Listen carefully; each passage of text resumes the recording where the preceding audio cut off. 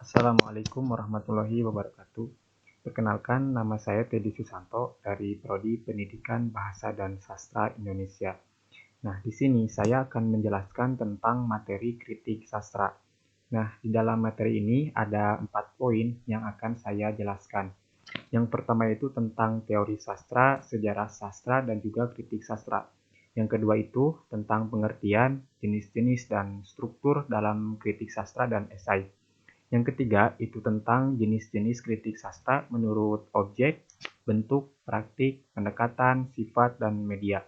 Dan yang keempat adalah tentang buku kritik sastra. Nah, dalam buku kritik sastra ini ada beberapa bab yang nanti akan saya jelaskan. Oke, langsung saja ke materi yang pertama tentang teori sastra, sejarah sastra, dan juga kritik sastra. Nah, teori sastra ini adalah teori yang mempelajari kaidah-kaidah, hukum, kategori, kriteria yang menyangkut aspek-aspek dasar dalam teks sastra dan bagaimana teks tersebut berfungsi dalam masyarakat. Nah, di dalam teori sastra ini ada dua unsur. Yang pertama itu unsur intrinsik dan juga unsur ekstrinsik. Nah, unsur intrinsik ini adalah karya sastra yang meliputi konvensi bahasa sebagai sarana sastra, konvensi budaya, dan konvensi sastra itu sendiri. Nah, dalam unsur ekstrinsik itu berkaitan dengan hal-hal yang melatar belakangi timbulnya karya sastra, seperti unsur budaya, aliran, psikologi, filsafat, agama, dan politik. Nah, jadi pada hakikatnya teori sastra membahas secara rinci aspek-aspek yang terdapat di dalam karya sastra, baik konvensi bahasa yang meliputi makna, gaya, struktur, pilihan kata, maupun konvensi sastra yang meliputi tema, tokoh, penokohan, alur, latar, dan unsur luar lain yang membangun keutuhan sebuah karya sastra. Nah, adapun teori psikoanalisis yang di dalamnya memuat tentang ide, ego, dan superego. Dan ada juga teori struktural, yaitu sistem sastra itu sendiri dan hubungan teks sastra yang terpisah dari pengarang atau sosial. Dan juga ada teori feminisme. Nah, teori ini tentang cerminan dari realita sosial, atau juga teori ini tentang para perempuan yang tertindas atau bisa disebut juga tentang patriarki. Nah, selanjutnya itu tentang kritik sastra. Nah, kritik sastra ini adalah ilmu sastra yang mengkaji, menelaah, mengulas, memberi pertimbangan, memberi penilaian tentang keunggulan dan kelemahan atau kekurangan karya sastra. Nah, di dalam kritik sastra ini ada beberapa jenis menurut Abram, terbagi menjadi 3, yaitu berdasarkan bentuk, berdasarkan pelaksanaan, dan juga berdasarkan orientasi terhadap karya sastra. Nah, berdasarkan bentuk ini terbagi menjadi 2, yaitu kritik teoritis dan juga kritik terapan. Dan berdasarkan pelaksanaannya terbagi menjadi 3, yaitu kritik judisial, objektif, dan kritik impresionistik. Dan berdasarkan orientasi terhadap karya sastranya itu terbagi menjadi kritik mimetik, kritik pragmatis, kritik ekspresif, dan kritik objektif. Nah, dalam struktur kritik sastra terbagi menjadi 3, yaitu pendahuluan, isi, dan penutup. Nah, pendahuluan ini merupakan bagian yang penting dalam kritik sastra, dan bagian isi merupakan penjabaran dari gagasan utama yang dinyatakan dalam kalimat tesis.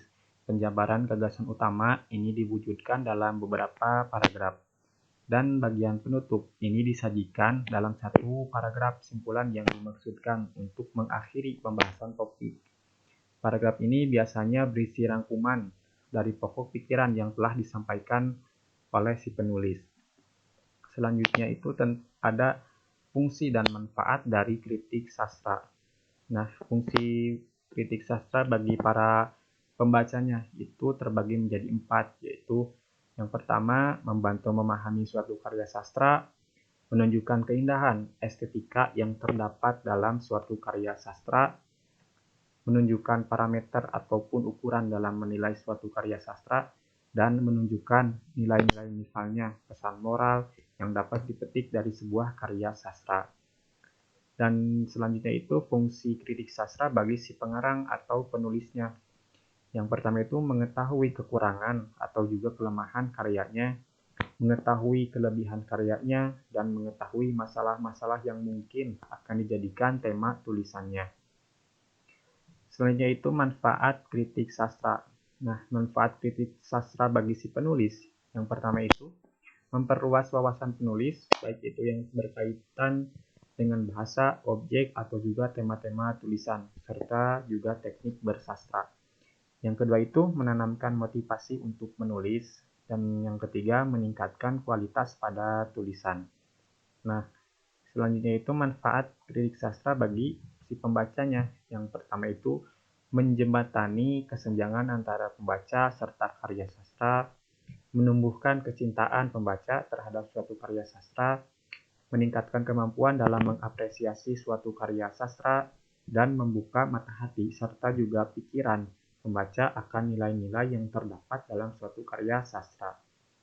Nah, manfaat kritik sastra ini bisa juga bermanfaat untuk perkembangan karya itu sendiri, yaitu yang pertama itu mendorong laju perkembangan sastra, baik secara kualitatif ataupun kuantitatif, dan memperluas cakrawala atau juga permasalahan yang terdapat dalam karya sastra. Nah, selanjutnya lanjut ke materi yang kedua, yaitu pengertian jenis-jenis dan struktur dalam kritik sastra dan esai. Nah, jadi kritik yang baik adalah memberi penilaian terhadap karya sastra dengan analisis yang mendalam. Sementara itu, esai lebih mengarah kepada cara pandang seseorang terhadap suatu persoalan, objek atau peristiwa, atau bisa dibilang juga pendapat dari seseorang yang membuat esai tersebut. Nah, jadi perbedaan kritik dan esai itu, kalau kritik itu penilaiannya secara objektif dengan data yang empiris dan alasan yang logis. Sedangkan esai itu penilaian secara subjektif dan kebanyakan itu pendapat atau opini dari si penulis esai tersebut gitu. Nah, sebuah kritik sastra itu dapat dilihat dari ciri-ciri sebagai berikut gitu. Yang pertama itu memberikan tanggapan terhadap objek kajian atau hasil dari karya sastra. Yang kedua itu memberikan pertimbangan baik dan buruk sebuah karya sastra. Yang ketiga itu bersifat objektif. Dan yang keempat itu memberikan solusi atau kritik konstruktif. Yang kelima itu tidak menduga-duga. Dan yang terakhir itu memaparkan penilaian pribadi tanpa memuat ide. Dan esai dapat dilihat dari beberapa ciri berikut gitu. Yang pertama itu berbentuk prosa, kedua itu penulisan yang singkat dan memiliki ciri khas. Nah, jadi maksudnya itu adalah setiap orang itu pasti memiliki karakteristik atau penulisan gitu dalam esai masing-masing gitu. Dalam penulisan esai masing-masing. Dan yang ketiga itu tidak utuh dan bersifat subjektif gitu. Nah, jenis-jenis kritik sastra terbagi menjadi tiga, seperti di materi yang tadi saya jelaskan, berdasarkan bentuk, berdasarkan pelaksanaan, dan berdasarkan orientasi terhadap karya sastra gitu. Nah, selanjutnya itu jenis-jenis esai. Nah, esai ini bisa terbagi menjadi 6 gitu. Yang pertama itu esai deskriptif, esai tajuk, esai cuplikan, esai pribadi, esai reflektif, dan esai kritik gitu. Dan kritik sastra dan esai itu memiliki struktur yang sama gitu, yaitu pertama itu pendahuluan atau orientasi, yang kedua itu isi, dan yang ketiga itu penutup atau reorientasi gitu. Nah, materi selanjutnya tentang jenis-jenis kritik sastra menurut objek, bentuk, taktik, pendekatan, sifat, dan media. Nah, kritik sastra menurut objeknya itu terbagi menjadi tiga. Yang pertama itu kritik puisi, kritik prosa, dan juga kritik drama gitu. Dan selain itu juga kritik sastra bisa dijadikan sebuah objeknya, menjadi kritik atas kritik sastra itu sendiri gitu. Nah, Pradopo mengatakan bahwa kritik sastra berdasarkan bentuknya dibagi menjadi dua. Yang pertama itu kritik teoritis. Nah, kritik ini bidang kritik sastra yang berupa prinsip-prinsip kritik sebagai dasar pembahasan karya sastra yang konkret gitu. Dan yang kedua itu kritik terapan atau bisa dikatakan juga kritik praktik gitu. Jadi pembicaraan karya-karya sastra dan sastrawan-sastrawannya gitu. Selanjutnya itu menurut praktiknya gitu. Nah, menurut praktiknya ini terbagi menjadi 3 jenis gitu. Yang pertama itu kritik judisial, kedua itu kritik impresionistik, dan yang ketiga itu kritik induktif gitu. Nah, kritik judisial ini menurut Abram adalah kritik sastra yang berusaha menganalisis dan menerangkan efek-efek karya sastra berdasarkan pokoknya, organisasinya, teknik, serta gayanya gitu. Dan berdasarkan pertimbangan-pertimbangan individual kritikus atas dasar yang umum tentang kehebatan dan keluar biasaan. Nah, selanjutnya itu tentang kritik impresionistik. Nah, kritik ini adalah kritik sastra yang berusaha menggambarkan dengan kata-kata sifat yang terasa dalam berdasarkan kesan-kesan atau tanggapan-tanggapan impresi. Nah, kritikus yang ditimbulkan secara langsung oleh karya sastra. Nah, pelaksanaan kritik model ini biasanya kritikus melakukan kritik yang praktis. Selanjutnya, kritik induktif. Nah, kritik ini adalah kritik sastra yang mengurai bagian-bagian karya sastra berdasarkan fenomena-fenomena yang ada secara objektif. Nah, selanjutnya itu menurut pendekatannya. Nah, Abram mengatakan atau berpendapat membagi pendekatan ini menjadi 4 bagian. Yang pertama itu kritik mimetik. Nah, jenis kritik ini memandang suatu karya sastra sebagai tiruan atau aspek-aspek alam gitu yang dapat menggambarkan objek yang sebenarnya gitu. Yang kedua itu tentang kritik pragmatik. Nah, kritik jenis ini memandang karya sastra ialah sebagai alat untuk dapat mencapai sebuah tujuan. Dan yang ketiga itu kritik ekspresif. Nah, kritik ini menitik beratkan pada diri si penulis karya sastra tersebut. Dan yang keempat, kritik objektif. Nah, kritik jenis ini memandang karya sastra ialah sebagai sesuatu yang mandiri, bebas terhadap lingkungan sekitarnya. Dari penyair misalkan, pembaca, serta juga dunia sekitarnya. Gitu. Nah, selanjutnya itu menurut sifatnya. Nah, menurut sifatnya, sifat kritik sastra ini bersifat ilmiah, jadi tidak terikat pada teori, metode, dan juga objek gitu. Dan selanjutnya menurut media.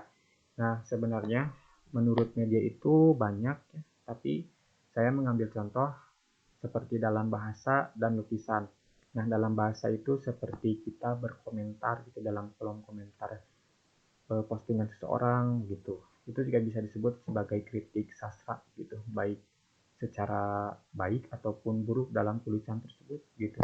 Dan selanjutnya itu media kritik sastra menurut media itu bisa dalam sebuah lukisan. Misalkan tadi kritik mimetik. Nah, dalam kritik mimetik ini kita bisa membuat kritik sastra tentang alam gitu dalam medianya seperti membuat lukisan gitu. Materi selanjutnya itu tentang buku kritik sastra. Nah, di dalam buku ini ada 10 bab gitu. Dan saya akan menjelaskannya satu persatu gitu. Nah, bab yang pertama ini tentang konsep dasar kritik sastra. Nah, jadi pernyataan tersebut mewakili hal-hal yang dipikirkan gitu, yang dirisaukan, yang dilihat, dan yang ingin dicapai pengarangnya. Gitu. Nah, jadi pengarang ini mengungkapkan semua itu dengan memanfaatkan media bahasa gitu. Karena pada dasarnya melalui sebuah bahasa seseorang dapat memahami apa yang disampaikan orang lain gitu. Nah, dengan demikian halnya dengan karya sastra. Nilai-nilai dalam karya sastra akan berjalan dalam pemikir pembaca melalui pengalaman-pengalaman serta pola pikir hingga idealisme. Nah, selanjutnya itu masuk ke bab kedua. Nah, bab kedua ini tentang peran dan fungsi kritik sastra. Nah, fungsi kritik sastra ini adalah untuk membina dan mengembangkan sastra, untuk membina kebudayaan dan apresiasi seni, untuk menunjang ilmu sastra.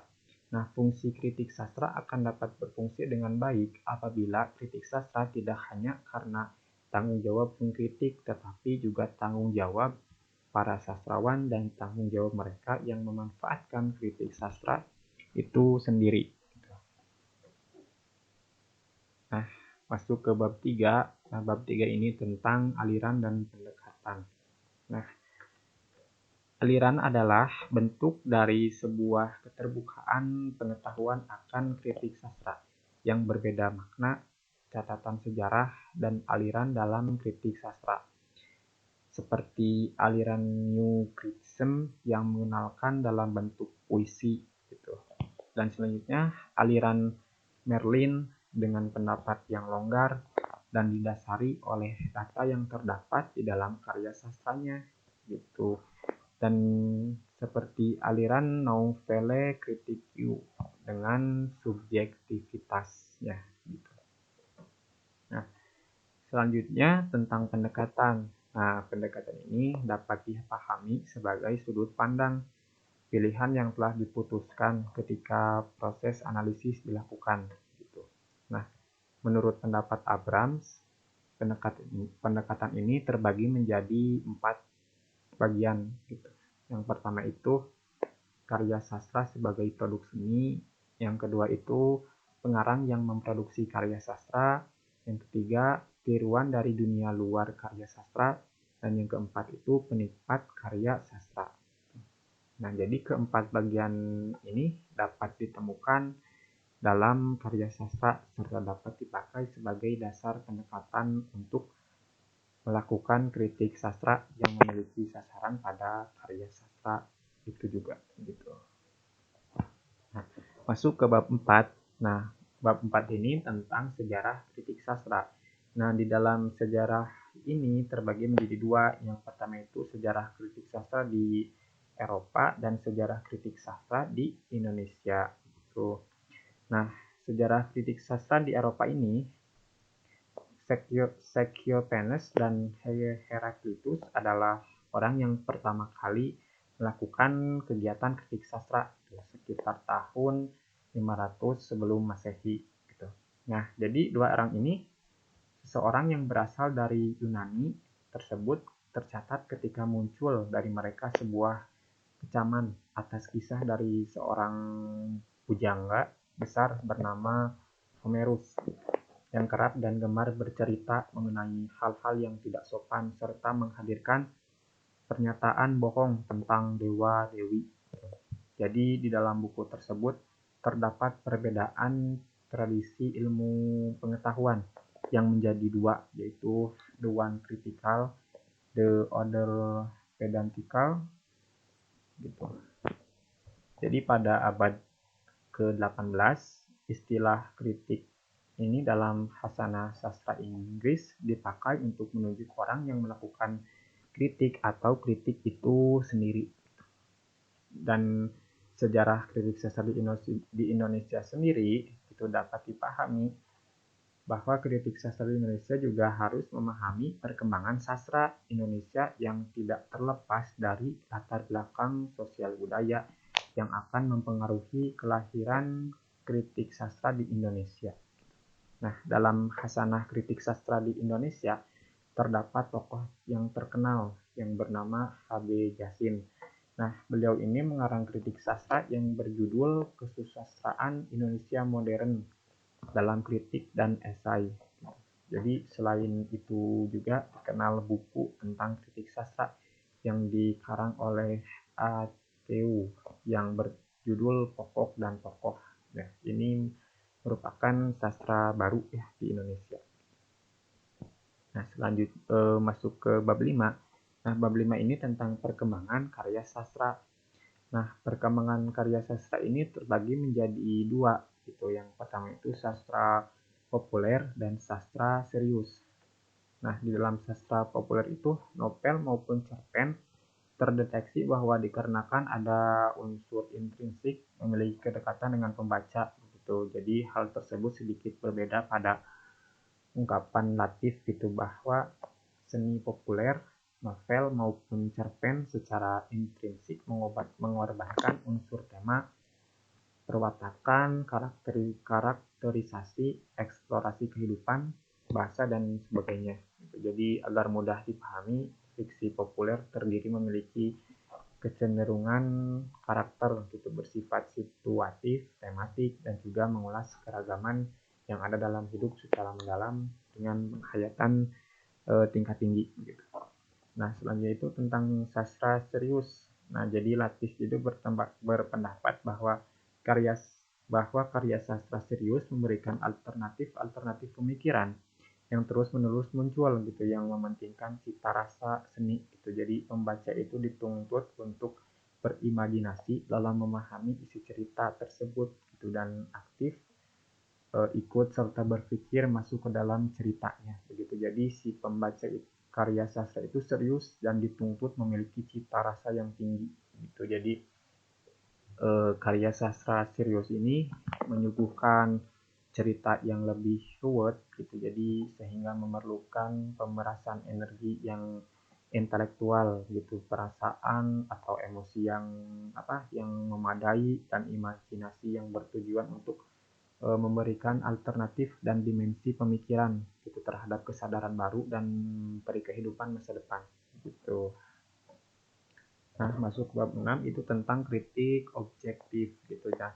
Kritik ini menggunakan penilaian terhadap karya sastra dengan bergantung bagaimana seseorang tersebut melihat sebuah karya sastra, dan bisa juga dipengaruhi oleh seseorang mengenai fungsi karya sastra tersebut gitu.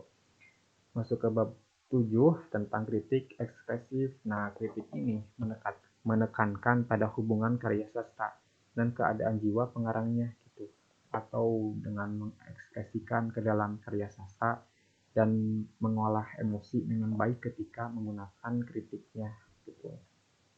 Masuk ke bab 8 itu tentang kritik mimetik. Nah, kritik ini memandang karya sastra sebagai tiruan atau representasi alam maupun kehidupan, atau menekankan pada peniruan dari kenyataan gitu.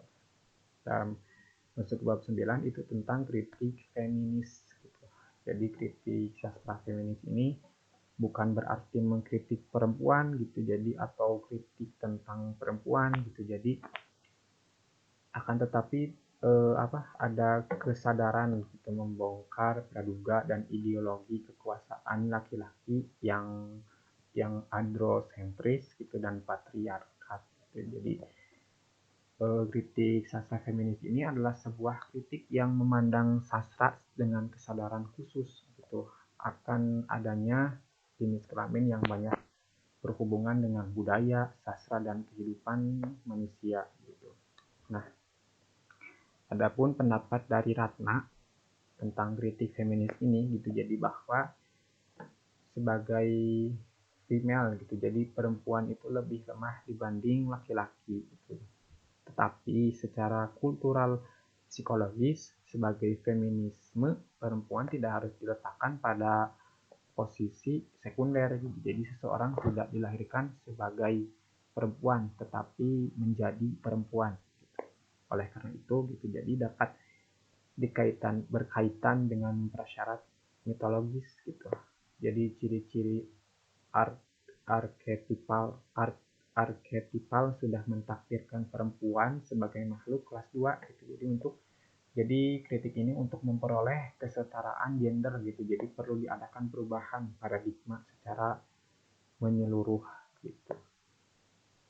Nah, masuk ke bab 10 itu tentang kritik sastra Marxis. Nah, jadi kritik sastra Marxis ini adalah kritik yang dibuat oleh Karl Marx gitu. Jadi kritik ini menekankan kepada kesenjangan sosial gitu pada zaman itu. Jadi tentang sebuah perjuangan umat manusia gitu antara para pekerja dan sistem kapitalis gitu. Nah, jadi Marxisme ini dengan sejati telah memperlihatkan sikapnya yang progresif gitu di samping radikalisme dan konsisten gitu. Nah, jenis kritik sastra yang salah satunya adalah kritik Marxis ini gitu. Menurut Selden itu terdapat prinsip dasar dua titik tolak, itu hanya menafsirkan dunia dalam berbagai cara. Jadi maksudnya itu untuk mengubahnya dan adanya kesadaran orang-orang untuk menentukan keberadaannya gitu, tetapi sebaliknya gitu, keberadaan sosial mereka yang menentukan kesadaran mereka. Nah, jadi pandangan Marxisme ini dalam penekanannya pada hakikat material dan sejarah struktur masyarakat itu. Jadi di dalam setiap organisasi sosial gitu, modus produksi yang umum menaikkan kontradiksi itu yang diekspresikan dalam perjuangan kelas. Nah, Marxisme adalah sebuah teori ilmiah gitu tentang masyarakat dan tindakan untuk mengubahnya gitu. Jadi dengan demikian, apabila dalam karya sastra, maka tema-tema yang diangkat adalah perjuangan umat manusia gitu, baik laki-laki maupun perempuan gitu. Jadi untuk membebaskan dirinya dari bentuk-bentuk penindasan dan penghisapan. Maksud ke bab terakhir itu bab 11 itu tentang kritik Ganzait. Nah, kritik ini diperkenalkan oleh Arif Budiman gitu dengan melihat karya sastra secara keseluruhan. Nah, kritik Ganzit ini mengacu pada totalitas gitu yang terbentuk dari kesatuan elemen yang akan membentuk kualitas baru. Gitu. Jadi tidak sama gitu yang merupakan penghayatan secara keseluruhan. Nah, kualitas baru di sini akan ditangkap gitu, oleh pembaca sebagai dasar apresiasi, resepsi, dan kemudian bentuk kritik. Nah, prinsip dasar kritikan Z itu setiap kali terdapat upaya penghayatan terhadap karya sastra dianggap sebagai proses rekreasi atau penciptaan kembali karya sastra yang tengah dihayati oleh pembacanya. Jadi dengan setiap tahap penghayatannya itu bersifat unik gitu ya. Jadi bersifat unik, bernilai, penemuan yang dinamis, membangun sebuah dunia dalam karya sastra gitu. Jadi dengan demikian sastra menjadi sebuah subjek totalitas penghayatan. Nah, mungkin cukup sekian materi yang dapat saya sampaikan gitu ya. Mohon maaf apabila ada kesalahan dalam penyampaian ataupun kata-kata. Dicukupkan. Assalamualaikum warahmatullahi wabarakatuh.